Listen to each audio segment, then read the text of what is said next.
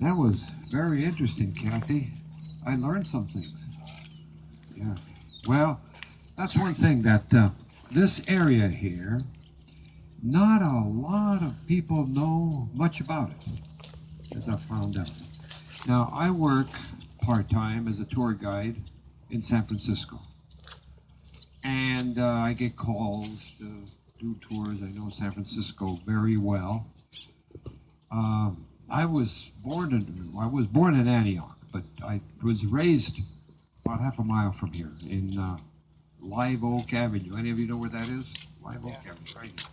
And my mother passed away last February at the age of 102, and she was able to live in that house that my dad bought in 1941. 10 acres of bare ground, an old house built in 1907, and there was 10 acres of vineyard. And my folks were the kind that never threw anything away.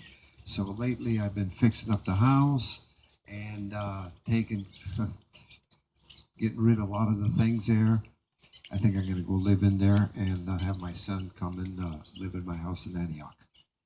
So anyway, very interesting, Kathy, of what a lot of things that you said, especially about East County out here that approaches the Delta. Now, I am going to talk about more about the actual Delta on the other side of the Antioch Bridge.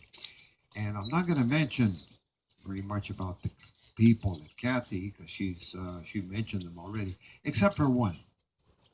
I am going to talk about only because she did not say a lot about him. She probably knows a lot about him, and that was Jedediah Smith, when she first started talking about him. Jedediah Smith was a mountain man. And of all the pioneers that we had over here that came with wagon trains or by ship, they certainly contributed a lot. But I give more credit to the mountain men than to the pioneers after them. The mountain men started coming out here in the 1820s. Now, why did they come out? They came out because for work. They were hired.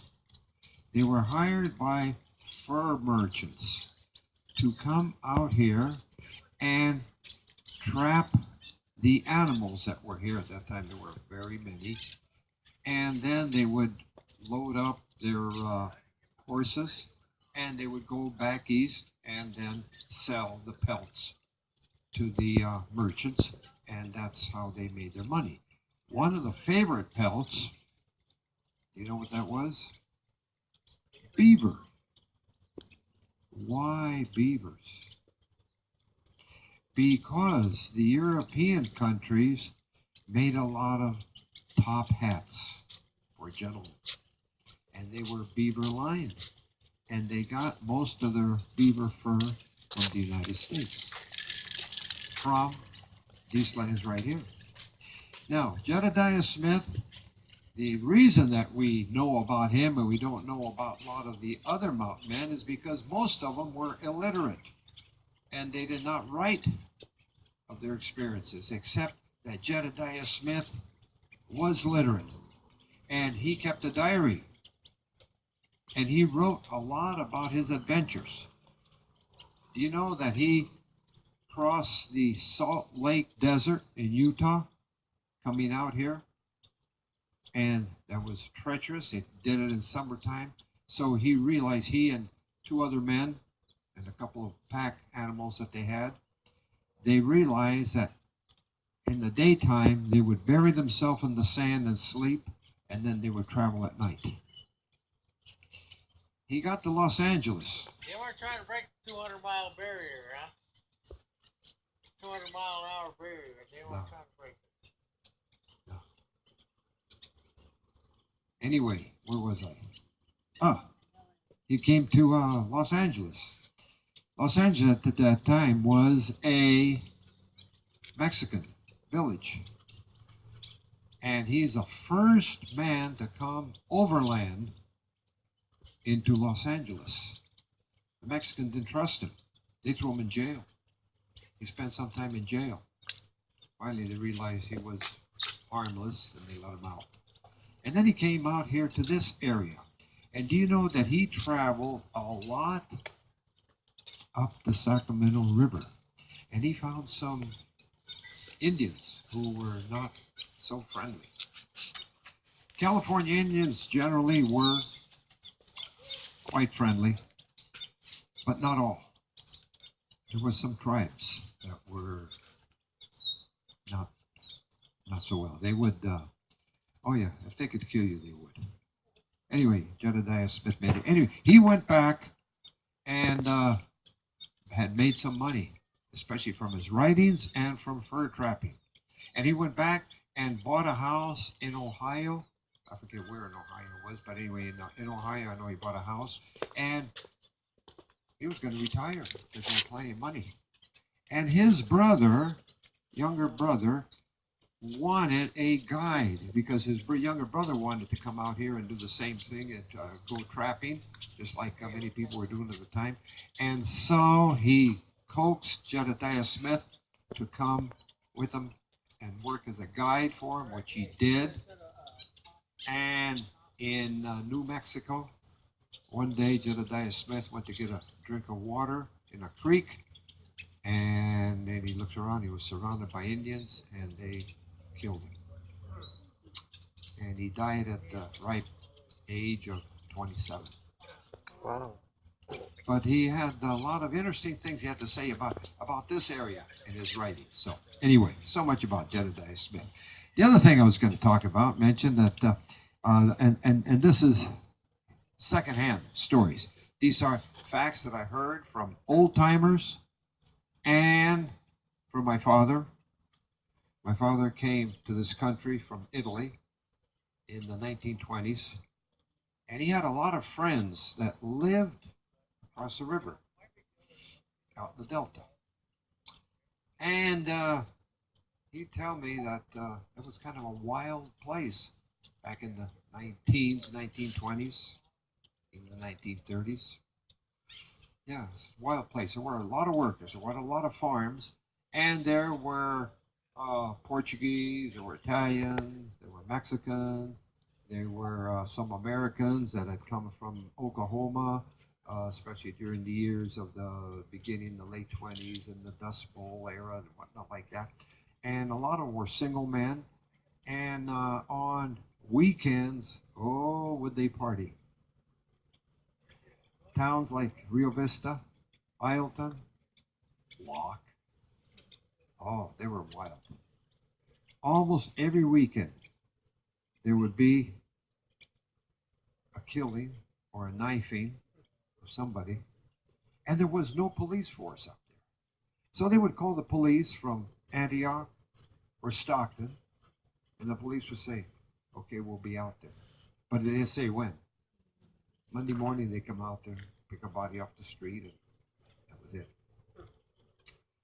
But there were a number of families that lived in the Delta too, but on weekends, the families got together themselves and they wouldn't go into town. The families had a good life out in the islands. Before the Antioch Bridge was built, and the first one was built in 1926, but before that was built, that river was heavily trafficked. There were these steamboats going up and down the river day and night. A lot of them would carry people, merchandise, and once a week, one of my old friends who's since passed away told me once a week his family would, he was raised out there, Roy Simone was his name, I don't know if any of you knew him or not, but he'd tell me that the big event was when the boat would come and there was a general market boat. They would have food stuff, clothing, pots, pans, things that the women would want. And oh, that was a big event. Once a week, the boat would come by and would sell, it'd be like a general store, and sell things to the people, and a lot of interesting things that happened. Now, Rio Vista was kind of a town by itself, as it is today. Ileton was quite a wild town. And then there is Locke. You all know about Locke. Or do you know about Locke? Ah, konnichiwa. You don't get to talk much at home, do you? Okay, yeah. Well, do you know that interesting thing about Locke? Now, there's a number of Chinese communities throughout the United States. But do you know one particular thing about Locke? That is the only Chinese community that was not only lived in by Chinese, but it was built by Chinese. George Locke, who was a farmer, and I'm sure he had an interest in having the Chinese working for him. There was a Chinatown in Walnut Grove that burned down.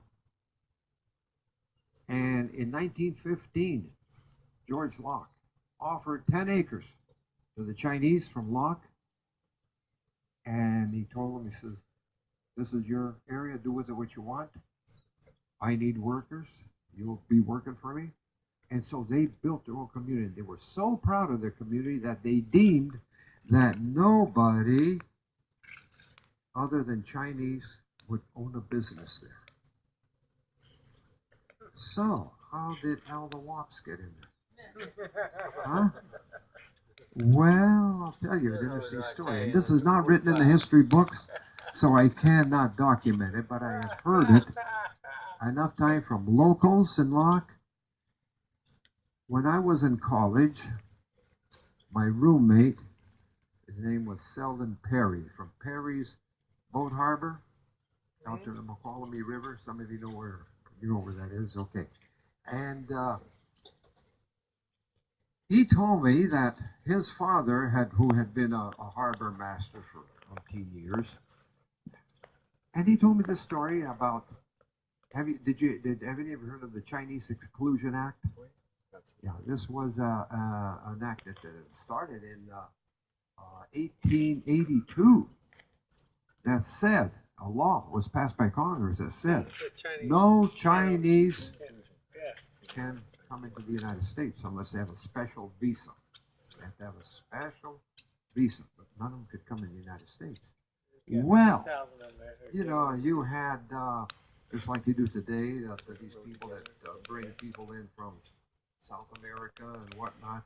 Well, they had them then where these people would go over to China and they would promise, because things were very bad over there, they didn't have much of a job, and they would promise them for a fee that they would get them over to California.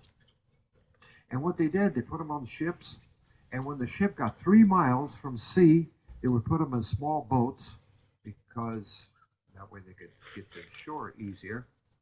But they did not want to get caught by the shore patrol. What do you call them? The Coast Guard. They don't want to get caught by the Coast Guard. So what they did, they told the Chinese that they would tie their hands behind them when they put them on the small boats. And if they saw the Coast Guard, they would be pushed overboard because they didn't want to get caught. And there was a number of them that perished in that way. That is documented. However, when my friend was telling me this many years ago when I was in college, and then I heard the same story from a lot of the locals from Locke, some Chinese, some American, some many years later, I feel there must be something to it. Well, what happened was this, that a gentleman by the name of Al Adami was a fisherman. Had been for many years out in the bay. And he witnessed some of these Chinese being thrown overboard when the Coast Guard would come. And he saved some. He was able to save some. Well, years later, he's about ready to retire. And one day, he's coming by boat up the Sacramento River, and he comes into Locke. And there a Somebody lot happened like number that. of I told people him I wanted to recognized buy him, the, knew him, blueprints. and knew of the great And then deeds that he rebuild had it done myself. for their people. 'Cause I And think there it's was sell one the restaurant, And Chinese he's like restaurant, that trying was to being solve sold, it. It's like, why and he not? says, I you know, said, we "I'd don't really want like to anybody build but it, Chinese to rebuild it own myself." property here, but in your case, we'll make an exception. And he bought the place and turned it into El Wat. So, you know, 3-4 months out of the year. 1934. Sounds like Yeah. 1934. Yeah. So there's a lot of things that happen out there in the Do you want to Delta. get rich? A lot of facts. And Do you? like I said, really? I've done some With your tours mindset, through do you there. want to get rich? There's another very interesting place. You all know the Grand Island Mansion. Let's get You know, in. they have it for weddings Island now, out and here when in they the don't have Delta. weddings, they have Fraser. Sunday brunches there. Island. And that's just an It's interesting nice place. stuff. We know, all we know about the Yeah, Grand yeah, Island we'll Mansion, do that there was kayaks kind of and an eccentric German other fella nice stuff. from San Francisco I who had know, made a lot of I money, At least and four he different decided to islands build the out house, there. They're old islands that the people estate, have owned for a long palace, time. They're whatever you not- want to call it. And he built it, but he didn't keep it too long. Well, we can do that. Then he sold it off, but it was in the That's the future of 1930s. this fish. You No, know it was that, not I built in know. 1917. Yeah. And in the My day, they'd be 1930s, running around the cruisers, 20s and 30s, it everybody's was a hot spot for a lot of taking the kayaks out, Hollywood, taking them out. famous Hollywood people.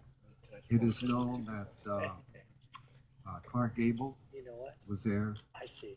and $200. Charlie Chaplin had been there, and Because so that's you know, what it was a great place for them because no matter where they went, they had the paparazzis on them all the time, and they just wanted to get away and enjoy themselves, and they used it quite a bit, the Grand Island Mansion. So that's then there's the Wright Hotel. That has somewhat of a similar story. Yeah, the Wright Hotel now is open again, and it has had what all went on the Wright Hotel. I have not heard. I don't think very many people know because not too much was written about it. How many nights you been on the Stories boat? that Just like, people talk about. I mean, I spent a lot of nights out on the But, boat. Just like, That whole area, a lot of things have happened there. And another thing that you might wonder that initially, you know, that in the 1850s, we had the gold rush. And unlike other gold rushes, where the gold lasts for so long, and then after it's gone, the people leave, and everything, all the towns become ghost towns. That did not happen here. Why not? Because a lot of the prospectors that came over were farmers. And when they came out here, and the gold was gone, but they realized, you know, this is nice country here. Geez, you can grow citrus in December. Where else can you do that in the United States? And the ground was fertile. Look what they've done with the lands in the Delta, huh? Yeah, the crops that they plant there. So a lot of them stayed and became farmers.